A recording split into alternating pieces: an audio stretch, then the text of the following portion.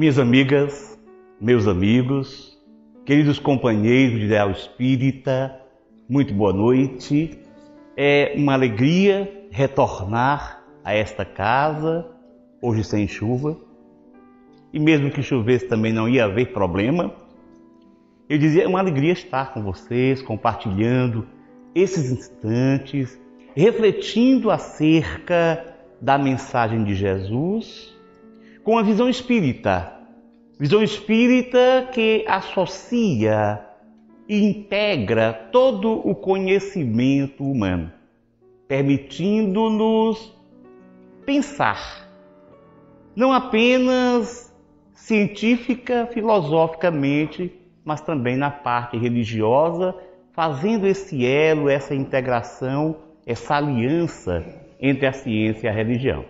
Então agradeço o carinho de todos vocês, a presença, as vibrações de amor e já trazendo, como da outra vez, aquele abraço carinhoso, afetuoso de todo o movimento espírita do Ceará e em especial daqueles que fazemos o Instituto de Cultura Espírita e a Associação Médico Espírita do nosso estado, que, como foi dito aqui, eu estou encarregado de dirigir até o momento.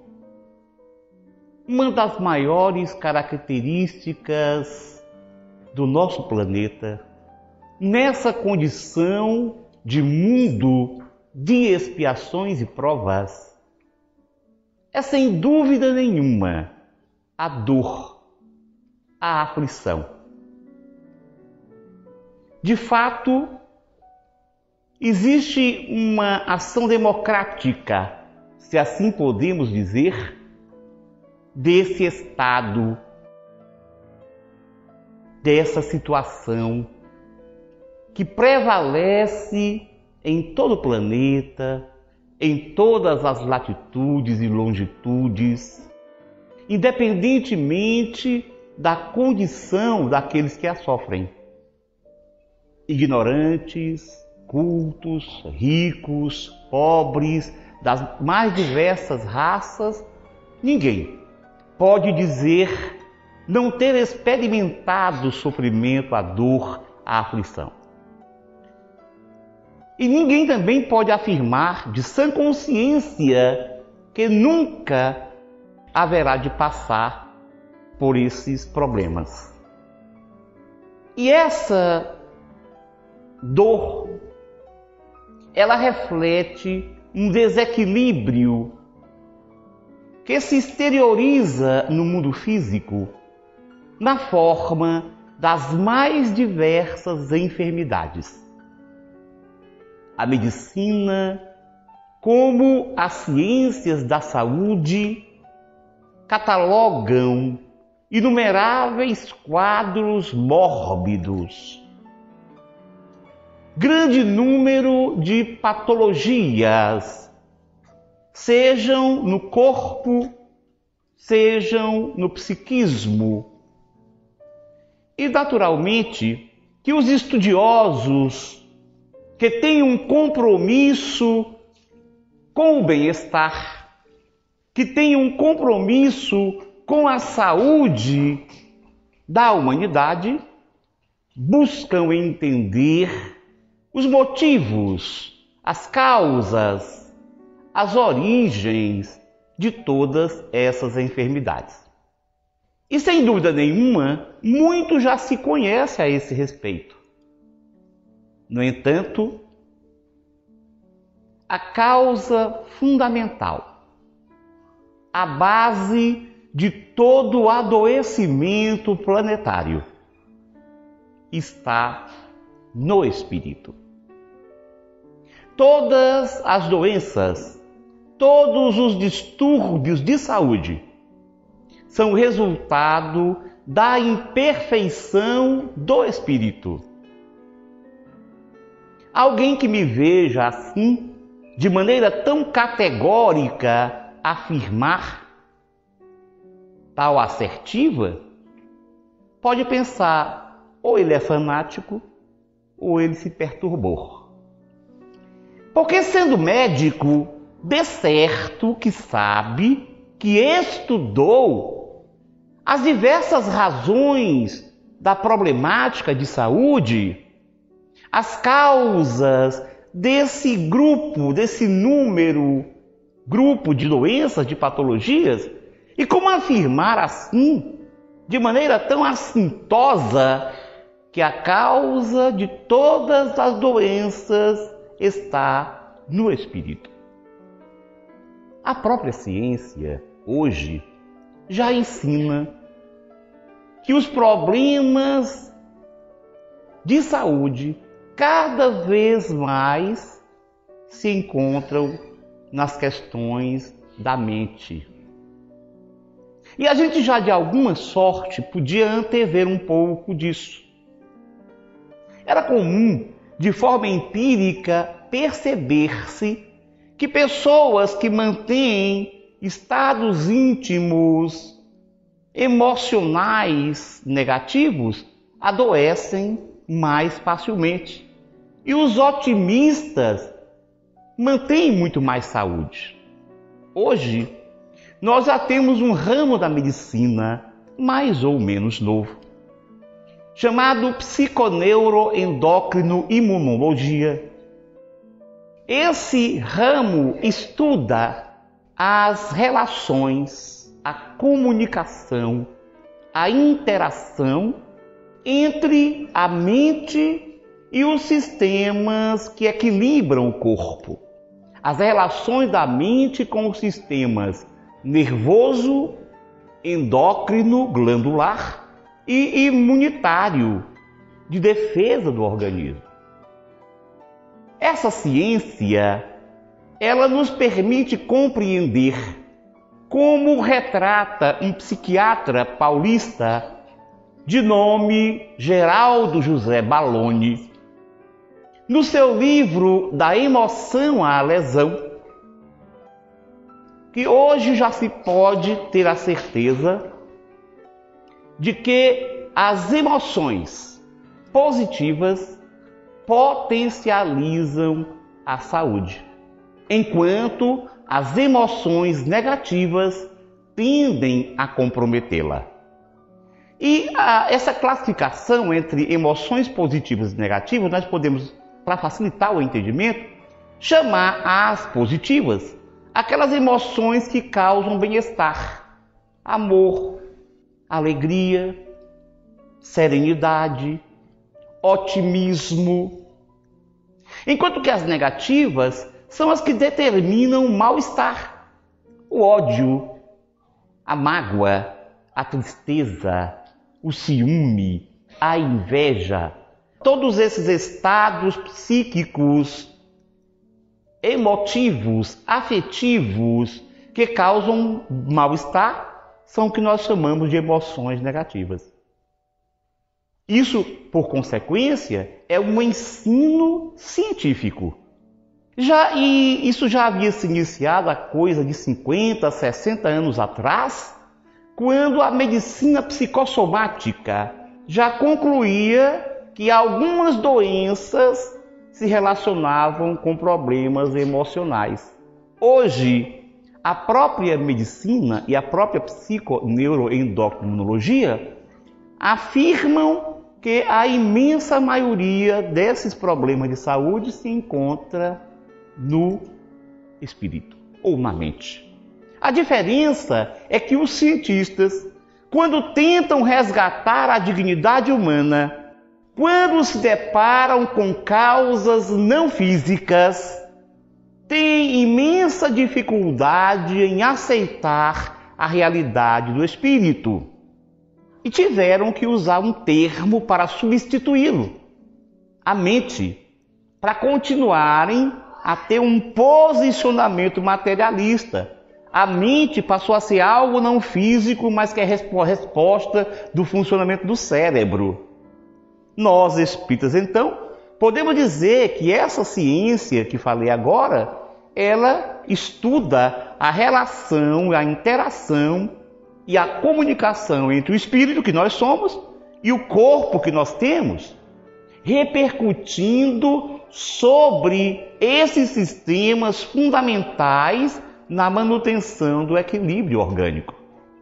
E pensando assim, a partir dessas conclusões científicas, nós começamos a entender que os ensinamentos dos grandes mestres, em especial os ensinamentos do Mestre dos Mestres, de Jesus de Nazaré, retratado nos seus evangelhos, não apenas são ensinos ético-morais, mas são ensinos para a nossa vida no cotidiano, para o nosso equilíbrio espiritual, mas físico também. E dentro, em breve, nós haveremos de ter os médicos e profissionais de saúde prescrevendo o amor, caridade de 8 em 8 horas, ação caritativa a cada 6 horas, porque nós sabemos muito bem que a caridade é a expressão do amor, é a dinâmica do amor. Enquanto o amor é sentimento, a caridade é ação movida por esse sentimento. Então, muito em breve, nós haveremos de ter esse receituário. Amar é o objetivo. Jesus, então, por diversas vezes, trouxe-nos e conclamou-nos ao amor. Trouxe-nos o amor e conclamou-nos a amar. E uma das passagens de maior impacto nos evangelhos, nós podemos falar de uma passagem do Evangelho de Mateus, no capítulo 5, versículo 44, e retratada também em o Evangelho segundo o Espiritismo, no capítulo 12, onde Jesus nos exorta: amai os vossos inimigos, fazei o bem aos que vos odeiam, e orai pelos que vos perseguem e caluniam. Muita gente vai dizer: puxa, é lindo isso, mas não tem como fazer isso, só Jesus. Porque como é que eu vou então amar o meu inimigo? Amar aquele que me prejudicou? Aquele que demonstra ter a possibilidade de voltar a me agredir? Como amar ao inimigo? Não é, porque mesmo que eu pense, eu não consigo.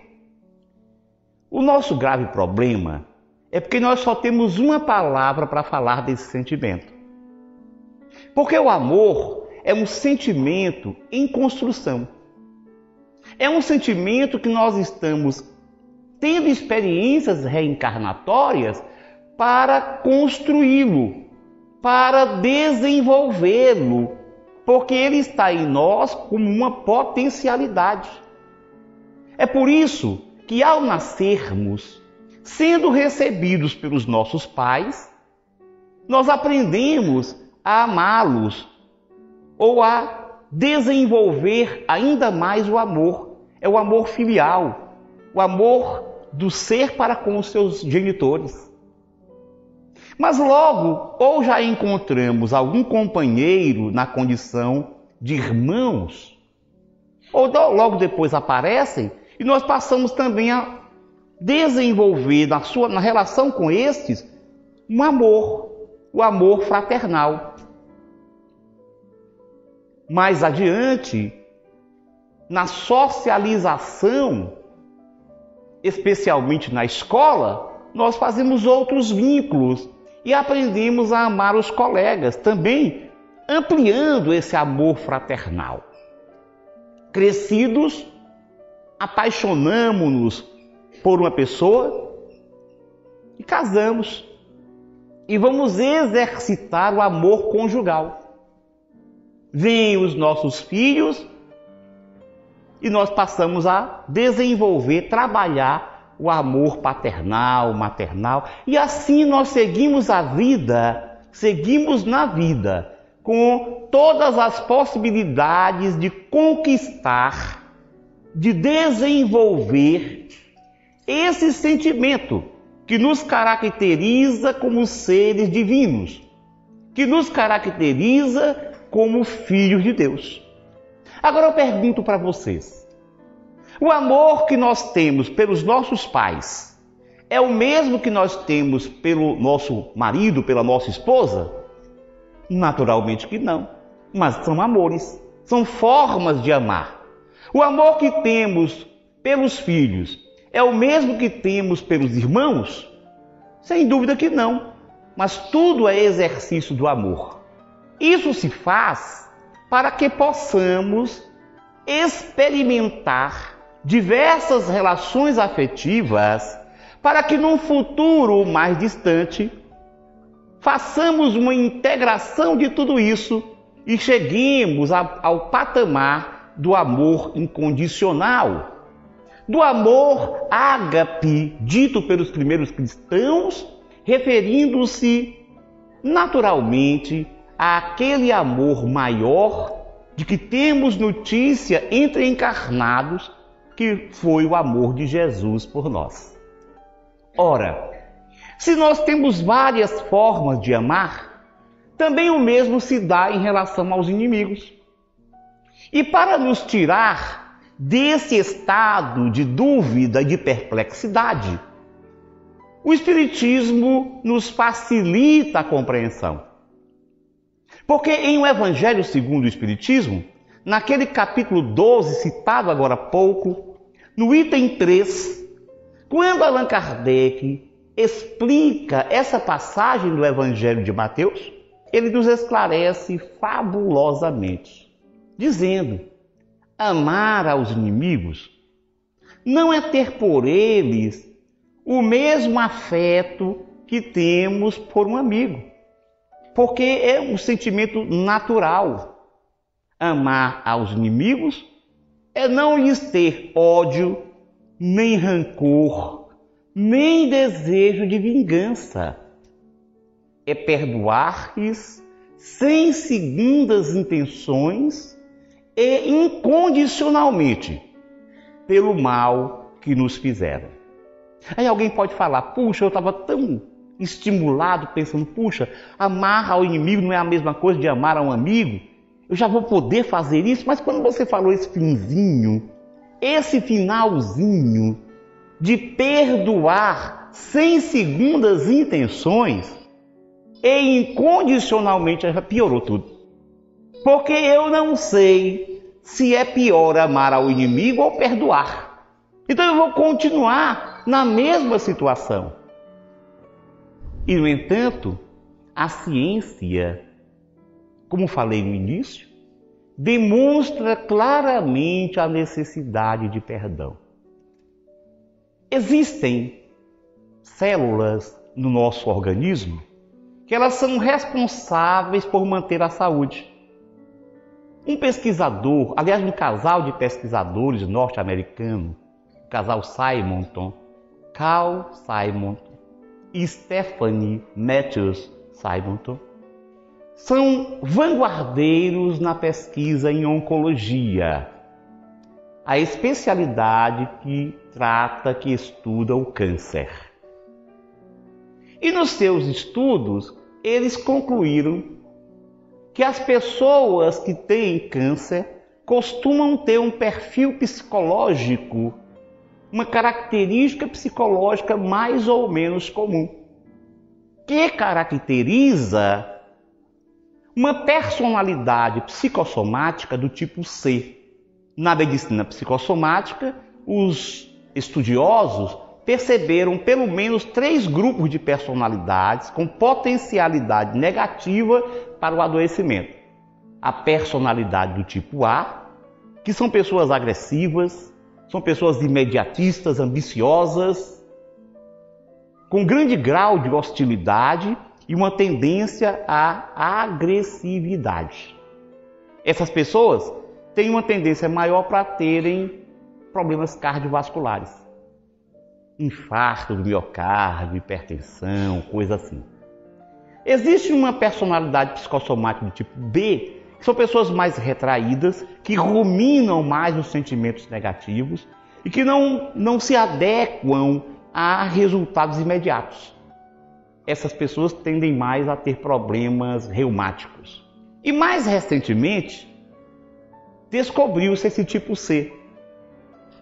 No tipo C, as pessoas tendem a guardar ódio, mágoa, terem raiva reprimida ao longo do tempo, e desesperança e depressão.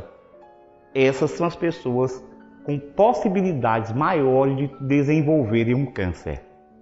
Então eu dizia que o casal Simonton descobriu que há células do nosso sistema imunológico que destroem células cancerosas. Mais ainda, descobriram que todos nós produzimos normalmente células cancerosas. O que é uma célula cancerosa? É uma célula que deixa de submeter ao controle do corpo. Ela simplesmente passa a se multiplicar por conta própria, sem levar em consideração as informações do organismo para as necessidades desse organismo. Como ela cresce desordenadamente, fora de controle, ela então passa a competir com o corpo, competir em espaço, competir em alimentação, em nutrição e assim por diante. O pior de tudo é que essas células acabam, através da circulação sanguínea principalmente, indo para outros pontos do corpo. Então, por exemplo, se ela é gerada no fígado, ela pode, através da circulação, ir para outros lugares. Você vai ter ilhas de tumores, que eles vão formando tumores, porque se multiplicam muito rapidamente. Mas todos nós, informa o casal Simonton, estamos produzindo essas células. Porém, no nosso sistema de defesa, existem células, as natural killer, que são células que destroem qualquer célula anômala, pois os estados íntimos negativos, as emoções negativas, elas vão, pouco a pouco, alterando o funcionamento do sistema imunológico. O nosso sistema imunológico se torna incapacitado, tem a sua atividade reduzida e em algumas situações a pessoa vai ter problemas orgânicos. Claro que a depender do seu perfil psicossomático. Esse perfil psicossomático, por sua vez, ele reflete a nossa condição de espíritos. É o espírito que nós somos que constrói o corpo físico no momento da reencarnação, a partir do perispírito, e, consequentemente, expressa nesse corpo físico as suas características, inclusive com as predisposições ao adoecer. Por isso, algumas pessoas têm tendência a ter tal ou qual doença, outras doenças, diante da mesma situação. Por exemplo, em relação à personalidade do tipo A, tem um cientista, um médico norte-americano, Redford Williams, que escreveu um livro chamado O Coração Confiante. Isso é uma tradução livre para o português, porque não foi traduzido. Esse pesquisador, ele é um estudioso das pessoas com personalidade do tipo A, psicossomática. E ele concluiu o seguinte nesse livro, que nem é tanto a ambição, nem é tanto o imediatismo, mas é a hostilidade e a raiva que compõem o problema, o veneno biológico para essas pessoas. Então, raiva, ressentimento causam doença. Pode dar infarto, hipertensão, pode levar ao aparecimento de cânceres. Não vão pensar que todo mundo que tem câncer é porque tem ódio, mágoa, porque não conseguiu perdoar. Não é isso. Mas quem tem ódio, quem mantém mágoa, ressentimento, quem não consegue perdoar, vai sem dúvida nenhuma ter dificuldades de saúde.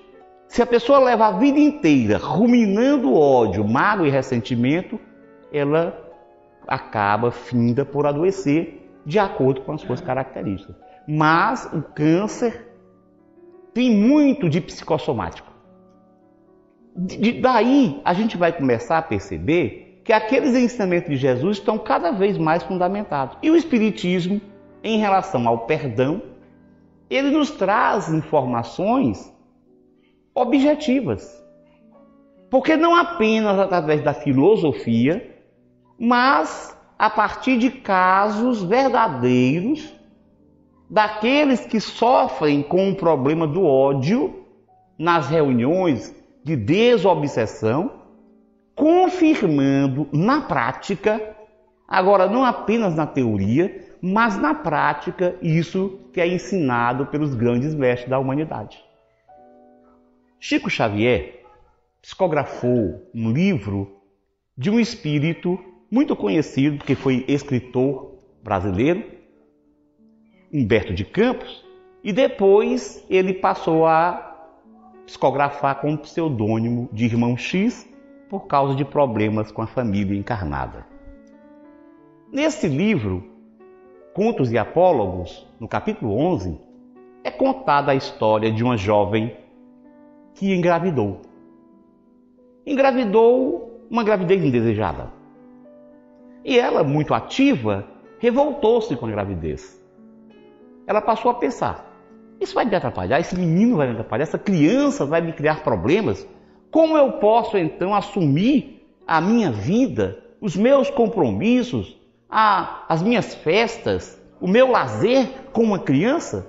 Não é possível. E começou a pensar em aborto. A questão é que aquele espírito já tinha palmilhado com essa jovem, em outras encarnações, momentos de antagonismo. Eles eram inimigos de muito tempo. E se havia conseguido que ele se permitisse reencarnar como filho dela, na tentativa de aproximação. Ela, no entanto, apesar do diálogo mental, porque o espírito ainda estava no começo da gestação, ainda sentia as suas vibrações, o seu pensamento, enquanto ela pensava que estava monologando, falando com ela mesma, na realidade ela conversava com o espírito que pedia para que ela não o tirasse, para que pudessem ter a chance de recompor, de rever a situação passada. Mas ela não suportou, não levou isso em conta, até porque nem tinha pensamentos espiritualistas, e fez o aborto. Quando fez o aborto, o espírito naturalmente ficou revoltadíssimo. Já era o inimigo, o seu ódio recrudesceu. E ele passou a persegui-la. Essa perseguição causou a sua desencarnação precoce. E os dois, no mundo espiritual, como já haviam feito em outras tantas ocasiões, passaram a se perseguir, a se violentar, a se maltratar. Durante muito tempo isso se fez. Mas a misericórdia divina, que é infinita, reuniu-os outra vez em encarnação retificadora. E eles nasceram juntos, como irmãos, chifópagos, aqueles bebezinhos que nascem colados um ao outro, às vezes até compartilhando o mesmo órgão. Hoje já se pode resolver cirurgicamente muitos casos, mas quando compartilham um órgão vital, não há como separá-los, porque senão um deles morreria. Então eles nasceram assim, numa tentativa da lei divina de levá-los a um acordo, porque agora estão compartilhando corpos e precisam entrarem numa sintonia. São muitos os casos que demonstram, que mostram a grande dor, as aflições, os dramas que se desenrolam ao longo das múltiplas existências, necessitando que pelo menos uma das partes resolva-se por perdoar. Perdoar, portanto, é uma estratégia de saúde, é um ato inteligente. E muitas vezes a nossa dificuldade em aceitar o perdão é porque também nós temos, da mesma forma que pensávamos em relação ao amor, temos também formas muito diferenciadas de pensar o perdão. Imaginamos o seguinte: perdoar é fazer de conta que nada aconteceu. é esquecer a ofensa. Mas não é bem isso. Vamos entender o que é esquecer a ofensa. E vamos entender por que esquecer a ofensa. Baseado nos ensinos científicos, nós sabemos o seguinte, que toda vez que a gente se vê diante de um perigo, de uma situação de perigo, o nosso corpo reage criando uma condição própria para a defesa. Isso acontece com os animais. Imagina um animal na selva se defronta com o seu predador. Acontece, o sistema nervoso desenvolve uma reação para que ele se proteja. É a chamada reação de emergência ou reação de fuga ou luta, que foi estudada por um médico e fisiologista norte-americano de meados do século XX, chamado Walter Cannon. Essa reação, ela prepara o ser para reagir, para lutar ou para fugir, para correr. Está sempre relacionada com o estado de medo e agressividade. E ela é efêmera, ela é passageira, é um instante. Conosco ainda continuamos a mesma situação, que o nosso corpo é um animal. O nosso corpo, o ser biológico é um animal. Nós somos espíritos, mas o corpo é um animal. Um animal que nós usamos para viver nessa dimensão. Quando nós, espíritos, informamos através do perispírito uma sensação de perigo, o corpo reage da mesma forma que o corpo de um animal irracional reage diante do predador. Claro que a diferença é que o animal irracional não analisa, puxa, está na minha frente um predador, eu posso morrer. Ele instintivamente, através do medo, ele reage. E ou ele luta para defender a vida, ou ele corre desabaladamente com o mesmo objetivo. Isso ainda acontece diante de perigos conosco em uma situação de risco. Por exemplo, você vai atravessando uma rua e um carro vem em desabalada carreira e buzina. Aquele pulo que você dá para trás, que se você fosse tentar em outro instante não conseguiria, é o resultado desse estado de emergência. O que é que acontece nesse estado de emergência? Primeiro, aumenta a pressão arterial, aumentam os batimentos cardíacos, aumenta a respiração, tudo isso para levar mais oxigênio para os músculos, para que os músculos sejam mais capazes de agir. Aumenta o açúcar no sangue, a glicose, também com esse objetivo.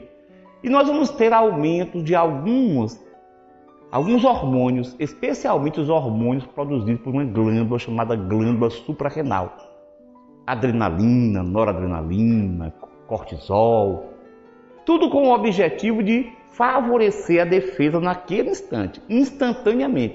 O problema é que nós, que pensamos, que cogitamos, diante de outras situações que não põem em risco a nossa integridade física, mas que nós entendemos pôr em risco a nossa integridade psíquica, nós informamos para o sistema nervoso, que é o espírito que informa para o sistema nervoso, e o sistema nervoso reage como se estivesse correndo um verdadeiro perigo, um perigo objetivo.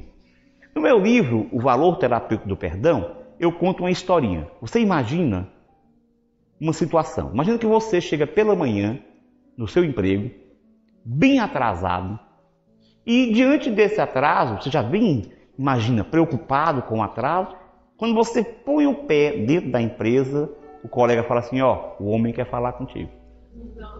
Já imaginou? Você chega nessa hora assim, o homem quer falar contigo. Você já vai logo nervoso. Quando chega na sala do seu chefe, ele nem manda você sentar. Ele já começa a desfiar todo um rosário de adjetivações no qual só não consta que você é bonito e bom. O resto é ali. Irresponsável, isso, aquilo. E você está ali, parado na frente do seu chefe. Quando isso ocorre, você sinaliza para o seu corpo, você espírito, você se sente agredido. Claro que não é uma agressão que põe em risco a sua vida, mas você se sente agredido. E essa informação vai para o corpo físico, vai para o sistema nervoso, que determina todas aquelas alterações. Então vai ter palidez, batimento cardíaco aumentado, a respiração aumentar, tudo aquilo que a gente falou. Terminou o sermão do seu chefe, ele vai para o seu lugar. É claro que naquele instante você se contém porque você é cogitante. Você não, imagina se você sair correndo, a vergonha. Ou então se vai bater no homem, é pior. Vai preso, é posto para fora. Então, você fica ali se contendo, se segurando. Volta para o seu lugar mais aliviado, depois do problema. Sentou no seu local de trabalho, você começa a remoer tudo aquilo que ele falou para você. Só que agora você fala também. Você diz assim, olha, que história, está pensando que eu sou o quê? Pensando que eu tenho medo, você começa a brigar com ele mentalmente. Mas quando você recebe todas aquelas informações, você revê, rememora, o nosso cérebro, ele não sabe o que foi ontem, o que é hoje e o que é amanhã. Ele não sabe se a coisa está acontecendo ou se você está criando. No momento em que a gente rememora a agressão sofrida, a nova reação de fuga ou luta. Passou o dia, você vai para casa. À noite, vai deitar, ao invés de repousar serenamente com a cabeça em seu travesseiro. O que você faz? Começa a puxar do dia a mesma situação. Outra vez a reação de fuga ou luta acontece. Pois é, essa reação de fuga ou luta, repetida desnecessariamente, que leva ao adoecimento. Um médico cirurgião de New Haven, em Connecticut, nos Estados Unidos, chamado Bernie Siegel, ele nos ensina no seu livro Amor, Medicina e Milagres, que foi um best-seller, que aqueles hormônios que são produzidos pela suprarrenal, as catecolaminas, noradrenalina, adrenalina, se elas se mantêm continuadamente em ação no nosso organismo, elas rebaixam o nosso sistema imunitário. Por isso é preciso esquecer a ofensa, não fazendo de conta que não aconteceu. Porque nós não conseguiremos apagar uma situação vivida tão fortemente como a da agressão. Os neurocientistas concluem que a memória, a memorização, ela se faz com muito mais eficácia quando associada à vivência cognitiva do conhecimento, da ação mental, nós temos uma emoção. Quanto mais se associa essa vivência com a emoção, mais facilmente a memória se consolida. Então é claro que a gente não pode de uma hora para outra pegar uma borracha e passar, fazer de conta que não aconteceu. Então o que os espíritos querem dizer quando nos pedem para esquecer as ofensas? Significa que nós devemos nos libertar da ofensa. Nós precisamos deixar de ser reféns da agressão. Porque é isso que nós fazemos. Se eu acho, por exemplo, que aquela agressão que eu sofri é uma injustiça, mas se eu mantenho todo dia ou frequentemente a agressão na minha mente, eu estou permitindo que ela se repita. Então não é inteligente. E o que é esquecer a ofensa? É não permitir isso. Ah, mas eu não consigo. Consegue. O problema é que nós temos assim uma certa sensação sadomasoquista que vamos mantendo aquela coisa. Nós nos comprazemos em brigar com a pessoa mentalmente, sofrendo a ação negativa e revidando, entrando no estado de mágoa, ressentimento, de ódio. Então, toda vez que aquela agressão vier à mente, você diz, não, já foi suficiente o que passou. E eu não me vou permitir ser agredido novamente. Nem que você tenha que se levantar da cama, se já estiver deitado, e direcionar sua atenção para outra coisa. No começo vai ser um tanto difícil, porque como nós estamos acostumados a nos comprazer com isso, vai ser mais difícil. Mas se a gente começar a resistir, de modo algum, eu não vou permitir que essa agressão se faça na minha mente. Eu vou mudar o pensamento, eu vou mudar a ideia. Pouco a pouco nós iremos conseguindo. Isso é esquecer a ofensa. É deixar de ser prisioneiro da ofensa. É se permitir libertação completa dela. Porque, como nós falamos, já existe prova científica de que isso nos causa graves problemas de saúde. Então é inteligente. Como eu falei, é uma estratégia de saúde. Alguém pode perguntar, puxa, mas como é então que eu posso perdoar? Porque ainda continua o problema. Tudo bem, eu posso até lutar para não ficar revisitando o mal sofrido. Tudo certo. Mas será que não tem assim uma maneira de a gente começar a fazer um treinamento para se libertar e iniciar um processo de perdão? Porque perdoar é um dom que todos nós possuímos. Por que nós possuímos o dom de perdoar? Porque nós temos o dom de amar. E quem ama, perdoa. Quem ama, perdoa. Mas é preciso compreender o que é perdoar, eu dizia há pouco tempo. Porque essa coisa de pensar que é só fazer de conta que não existiu, vinha lá de cá um abraço, meu irmão. Não é bem isso. É óbvio que se nós pudermos conseguir uma relação amistosa com quem nos ofendeu, mas para isso há necessidade que essa pessoa que nos ofendeu também queira. Senão, ela é capaz de nos agredir de novo. Então a questão é que o perdão é um ato unilateral. Nós não precisamos do ofensor para perdoarmos. Se ele quiser restabelecer um laço afetivo para que nós pudéssemos cumprir aquela passagem do Evangelho de Jesus citada em Mateus, reconcilia-te com o teu adversário enquanto estás a caminho, para que não suceda que ele te entregue ao juiz e o juiz ao seu ministro e sejas encaminhado para a cadeia. Em verdade, dizia Jesus, eu te digo que de lá não sairás, senão quando pagardes até o último centavo. Essa é uma passagem que só a reencarnação explica. Se a gente não perdoar, não se reconciliar, buscar reconciliação com o inimigo agora, nós estaremos presos a ele. Na outra encarnação, até que resolvamos a questão. Ou seja, estaremos aprisionados na cadeia. Porém, se dependêssemos só do outro, muito frequentemente não conseguiríamos rever a questão. Porque o outro pode não estar nem preocupado em reconciliação. E como eu disse, pode estar até ocupado em nos agredir de novo. Então o perdão é um ato unilateral. É um ato que nós mesmos resolvemos, tocamos e desenvolvemos. O perdão é um processo, um pensar, uma busca voluntária e consciente. Um caminho traçado a percorrer. O perdão não acontece assim no átimo, de uma hora para outra. Como eu falei, ele é um processo.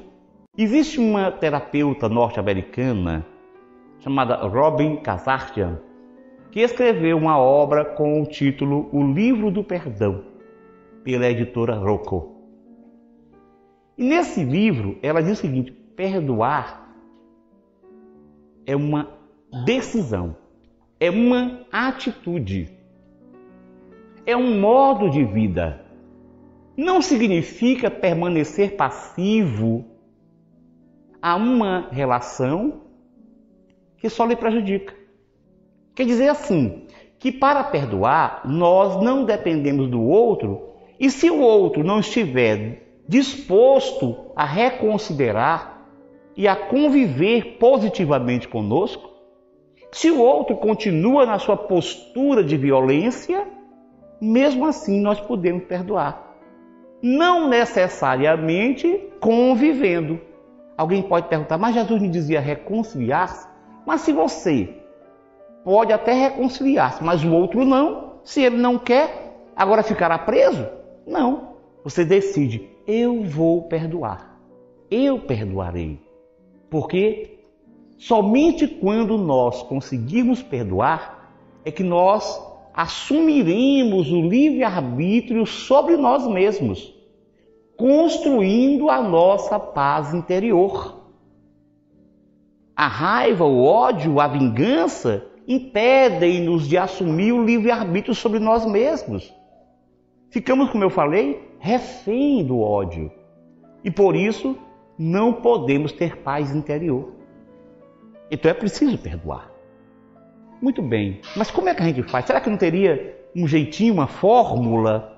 Ou fórmula, não tem, claro.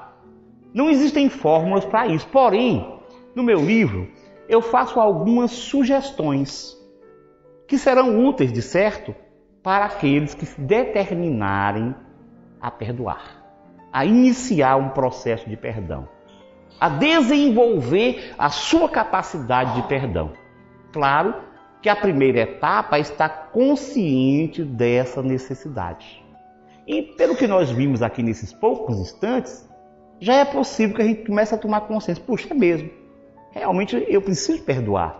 E não é só por uma questão ética, religiosa. Já percebi que tem a ver com a minha saúde, com a minha integridade íntima, com o meu equilíbrio, com a minha paz interior. Então eu preciso perdoar. Primeira coisa, primeiro passo é realmente se convencer da necessidade de perdão. E aí eu sugiro, em primeiro lugar, que se faça um autoexame para chegar a uma conclusão se a gente não teve participação na ofensa. Porque o interessante é que boa parte das ofensas sofridas, elas não são uma atitude polarizada. Ou seja, não foi só o inimigo, não foi só o ofensor que participou disso. Nós frequentemente fazemos algumas coisinhas que levam o ofensor a se desequilibrar. Claro que ele, uma pessoa que deveria manter o equilíbrio, perdeu o equilíbrio. Mas quando nós não fazemos isso diretamente, através de palavras, através de atitudes mais objetivas, diretas, nós fazemos de maneira velada. Por exemplo, o desdém, a indiferença, a postura de inferiorização, não se permitindo interagir. Imagina, eu olho para o outro sem dar o menor valor àquela pessoa. Ela pode, em determinado instante, se zangar e me agredir. Só vai aparecer a agressão dela, porque eu fiz caladamente, sem que ninguém percebesse. Mas se eu fizer um autoexame real, em boa parte das ofensas, a gente vai encontrar a participação. Nem que seja uma participação involuntária. Às vezes a gente não fez de propósito, mas fez. E aquilo machucou a pessoa que reagiu de maneira negativa. Então a primeira coisa é fazer um autoexame, porque se nós participamos do ato sofrido, claro que nós já teremos um pouco mais de boa vontade para entender. Nós já teremos mais chance de iniciar o perdão. Afinal de contas, nós demos a nossa bicadinha, a nossa pisadinha no dedão. Mas se você analisou isso de maneira mais consciente possível, a mais fidedigna possível, e concluiu, olha, eu não fiz mais nada, nada mesmo que justificasse uma reação da pessoa. Ainda que uma reação além daquilo que esperado, mas eu não fiz nada. Existe uma outra consideração, uma outra sugestão. Entendamos o nosso ofensor como um ser ignorante. Ignorante no sentido de não ter conhecimento. Porque vocês lembram, nós que somos espíritas sabemos muito bem que existe uma lei de causa e efeito. E se ele nos agrediu, se ele foi violento para conosco, ele criou para ele mesmo uma vulnerabilidade a sofrer violência.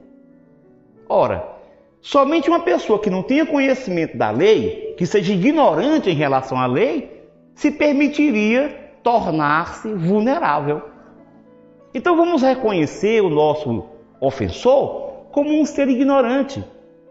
Quando a gente leva em consideração isso, o fato de não conhecer, de não saber, a gente já fica mais motivado para perdoar. Não é o que acontece, por exemplo, com uma criança, os nossos filhos, por exemplo. Imagina os nossos filhos fazem uma peraltice daquela. Você chega em casa, ele fez e aprontou. O que é que o pai faz? A mãe? Naturalmente que vai lá e admoesta, e chama atenção e tal, ralha com ele. Mas no íntimo, às vezes, ele está rindo. Por quê? Porque ele pensa assim, é uma criança, não sabe o que está fazendo. Então consideremos o nosso ofensor como um ser ignorante, que não tem consciência das repercussões do seu ato. Uma outra sugestão é entender o ofensor como um ser enfermado, que deve ser. Por que nós sabemos do que vai no íntimo daquele que nos agrediu? Dos seus dramas pessoais, das suas dificuldades de relacionamento, dos problemas que traz de outras encarnações. O que nós sabemos? E quando alguém está enfermo, sofrendo muito, a gente aceita que ele se irrite. Se você vai visitar um amigo no hospital, um amigo seu no hospital, ele está muito doente, sofrendo muita dor. Ele se irrita com você, trata você mal, o que você pensa depois? Coitado dele, está tão doentinho que até se irritou comigo, até me tratou mal. Você consegue perdoar porque você entende a reação da pessoa.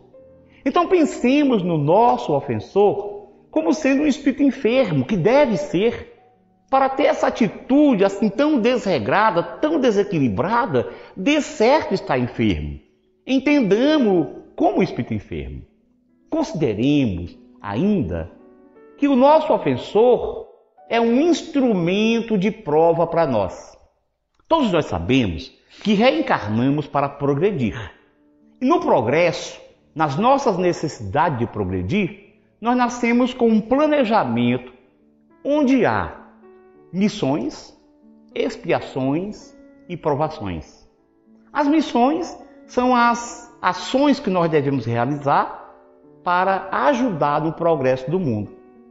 Está lá na questão 132 do Livro dos Espíritos, quando Kardec pergunta para a espiritualidade o que significa a reencarnação, qual o objetivo da reencarnação. E um dos objetivos é exatamente que nós tomemos a nossa parte na construção do mundo. Então isso é uma missão. Claro que as missões podem ser pequenas, limitadas, circunscritas. Não é uma missão como a de Jesus, por exemplo. Cada um tem a sua missãozinha. Mas além disso, nós temos as expiações, que são situações para que nós reequilibremos as ações negativas do passado. E temos as provações. As provações são situações, problemas no nosso cotidiano que nos levam a fechar aprendizados. Porque o aprendizado do espírito, ele vai se fazendo ao longo do tempo. Mas ele só é fechado na encarnação. Porque é na vida biológica que nós temos as melhores chances de, através do esquecimento do passado, mostrar, demonstrar que nós realmente aprendemos a lição. Vocês imaginam? Se eu nasci para perdoar, se é algo que eu estou construindo, eu só vou poder ter certeza que eu sei perdoar se acontecer uma situação de confronto. Então vamos entender o nosso ofensor como um instrumento de prova para nós. E se nós soubermos bem aproveitar, nós fecharemos, consolidaremos o aprendizado e daremos passos importantes na evolução. Ele normalmente não faz isso sabendo que está nos ajudando. Pelo contrário, ele pensa que está nos prejudicando. Mas ele está prejudicando a ele mesmo. Porque é ele, com a sua atitude violenta, com a sua ação negativa, é ele que está criando para si sofrimentos futuros. E nós, se soubermos aproveitar, nós teremos a chance de construir o perdão, de desenvolver a capacidade de perdoar. Conta-se, e eu retrato isso no meu livro, O Valor Terapêutico do Perdão, que o médium mineiro Chico Xavier, por todos nós conhecido, quando iniciou o seu mediunato em Pedro Leopoldo, havia um pároco local que todo sermão ele falava mal do Chico Xavier. Ele criticava a ação mediúnica, dizia é um burrico dos espíritos, enfim. Todo sermão tirava uma parte do sermão, todo dia, para falar mal do Chico, para espinafrar o Chico. E as pessoas que ouviam o sermão e que eram amigas do Chico, chegavam e diziam, Chico, o padre fulano fala isso de você, fala aquilo. O Chico, aquela alma sensível, ele, apesar de não manter ódio, mas ele dizia, mas o padre fulano eu gosto tanto dele, por que ele diz isso tudo de mim? Tudo? E ficava ali, meio triste com a situação. E os anos se passaram. E o padre, repetidamente no sermão, falando mal do Chico. Um dia, Chico está em casa e o espírito Emmanuel que todos nós sabemos, foi protetor do Chico naquela encarnação, o Espírito Emmanuel chegou assim, muito sereno e falou assim: ô Chico, perdemos hoje o nosso benfeitor. E o Chico foi: quem foi? Emmanuel. Ele disse: o padre fulano. Ele disse: o padre fulano? Benfeitor? Isso é claro, Chico. Como é que você saberia que tem capacidade de perdoar não fora o padre fulano a lhe maltratar? Então vamos compreender o nosso ofensor como instrumento de prova. Ele, coitado, estará assumindo uma ação negativa para ele, um futuro de dor e de sofrimento, mas nós estaremos superando as nossas limitações. Além disso, devemos considerar a impessoalidade da ofensa. Existe um terapeuta norte-americano chamado Fred Luskin, e ele escreveu um livro pela editora Novo Paradigma com o título O Poder do Perdão. Neste livro, o Fred Luskin conta que uma sua paciente chamada Marilyn, uma mulher de 50 anos, ela tinha um quadro de depressão muito grave, há muitos anos. E chegou para se consultar com ele na tentativa de receber ajuda. Dizia a Marilyn para o Dr. Fred: olha, doutor, é o seguinte, eu sei qual é o meu problema. Eu sei as causas do meu problema. O meu problema são os meus pais. Na verdade, a minha mãe. Os meus pais casaram-se por conveniência. Ele era militar. Para começar, viajava muito. Eu não conseguia nem fazer amizade na cidade porque eu vivia saindo de uma cidade para outra. Ele até me amava, mas vivia fora de casa. Porém, a minha mãe nunca teve uma atitude de carinho. Nunca me fez uma carícia.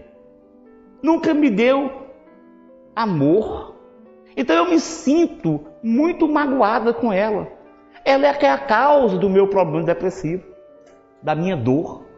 E o Dr. Fred Luskin ensina no livro que essa mulher se prendia a uma situação que a mãe dela não tinha feito porque queria.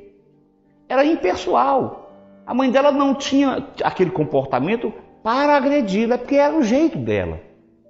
Era a condição afetiva que ela tinha. E nós, que conhecemos o Espiritismo, podemos até imaginar que, quem sabe, ela mesma, Marilyn, em outras encarnações, não participou de construir uma situação de austeridade, de falta de afeto na sua mãe, em outras ocasiões.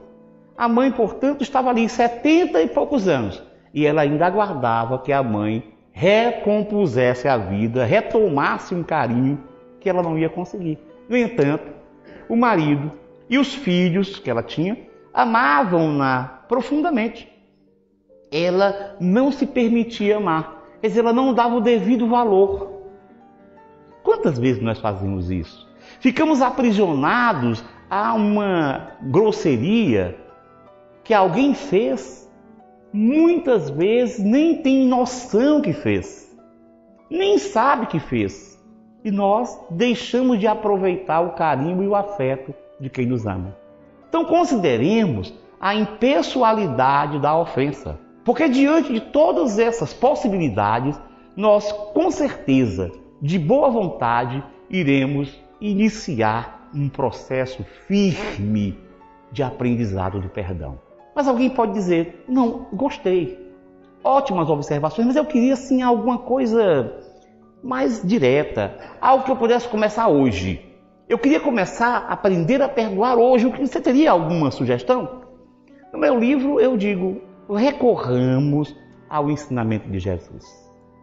Naquela passagem já citada do Evangelho de Mateus, no capítulo 5, versículo 44, onde ele nos conclama a amar o inimigo. Amai os vossos inimigos, fazei o bem aos que vos odeiam, e orai pelos que vos perseguem e caluniam. Alguém diz: puxa, mas fazer o bem ao que me odeia é um pouco demais, ainda não me encontro nessa situação. Não dá. Muito bem, então orem por ele. Ah, peraí, orar por ele? Sim. Ah, não posso? Pode sim. Como assim que eu vou poder orar? Eu tenho dificuldade até de falar o nome dele. Mas tente. ore por ele. Ah, mas não seria hipocrisia fazer isso? Não. Hipocrisia é quando a gente faz alguma coisa para enganar os outros. É quando a gente está tentando ter uma posição que é mentirosa. Mas se você tem vontade de perdoar, ainda que esteja com dificuldade, mas ore. Nem que tenha que orar de dentes cerrados. Senhor, faz alguma coisa por aquele desgraçado. Faz assim. Porque se você começar a se habituar, chega um instante que você começa a relaxar mais. Já começa a orar mais tranquilamente. E aí, quando a oração se fizer mais espontânea, quando você já conseguir trazer do íntimo da alma um sentimento melhor, a espiritualidade mesma vai se encarregar de fortalecer aquelas vibrações, aquelas energias direcionadas para o seu ofensor. Quem sabe, se ele, sendo tocado por essas vibrações, não reconsidera e não busca a reaproximação. Mas, digamos que ele nem se sinta com isso. Não tem problema. Como nós já falamos, o perdão é unilateral. Você vai conseguir. Continue orando. Continue trabalhando o perdão. Pouco a pouco você vai se direcionando para um estado de completa capacidade. Não é amanhã, mas depois de algum tempo. Porque a questão é que urge que nós aprendamos a perdoar. Nós temos uma necessidade imensa de aprender a perdoar. A falta do perdão é responsável por um grande número de mazelas no mundo. Desde as problemáticas familiares, onde o marido não consegue perdoar a mulher. Vocês sabem, o segredo para se manter um casamento por décadas e décadas é saber perdoar. Porque todos nós somos imperfeitos. Vez ou outra, nós agimos de maneira negativa. Se não soubermos perdoar, não conseguimos manter uma relação positiva ao longo dos anos. E quantas vezes filhos com os pais, pais para com os filhos, irmãos para com irmãos, não se desentendem por bobagem e não conseguem perdoar, criando uma bola de neve que acaba separando a família, criando mal-estar e sofrimento. Além disso, a falta do perdão é responsável pelas dificuldades no dia a dia. Os grupos que se digladiam nas cidades, até mesmo as grandes guerras, por falta de perdão e de entendimento. Então eu digo que urge que nós aprendamos a perdoar. Aprender a perdoar para não mais ter que perdoar. Como é que é isso? Aprender a perdoar para não mais ter que perdoar? Sim. Porque embora o perdão represente um passo importante na nossa evolução como espíritos, só perdoa quem se sente agredido. E os espíritos mais elevados não se sentem agredidos. Veja, por exemplo, Mahatma Gandhi, o grande líder indiano, que foi assassinado com um tiro a queima-roupa, quando estava agonizando nos braços de um de seus discípulos. O discípulo aflito perguntou: Mahatma, você perdoa o seu ofensor, o seu assassino? Ele respondeu: não, meu filho, não perdoo. Mas Mahatma, você não perdoa? Ele disse: não, ele não fez nada contra mim. Ele fez contra ele mesmo.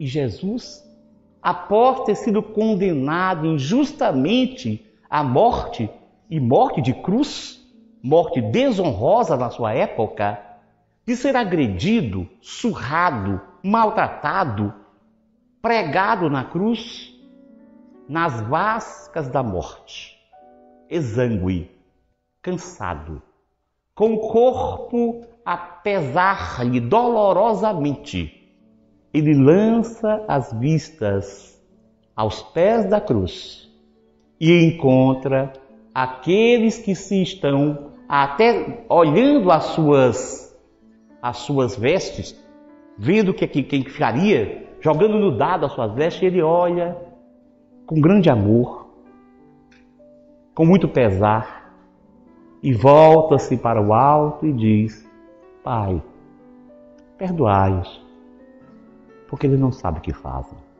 Percebam que Jesus não diz: Senhor, eu os estou perdoando pelos maus tratos, eu os estou perdoando pela grosseria, pela violência. Não. ele volta-se para Deus e diz: Pai, perdoai-os, porque eles não sabem o que fazem. Vocês podem questionar: então ele está pedindo perdão a Deus? Deus perdoa? Também não. Deus não perdoa porque simplesmente não se deixa agredir, não é agredido por nós, compreende-nos. O que Jesus está pedindo é assim: como existe uma lei de causa e efeito, coitados, eles vão sofrer essa lei. Então, ameniza, abranda a reação. Perdoai o Senhor, porque não sabem o que fazem, porque são crianças espirituais, porque são enfermos. A inclinação para o perdão incondicional é prova de sabedoria. É o apanágio, a característica das grandes almas. E é o passaporte para a paz e a saúde integral. Muita paz a todos.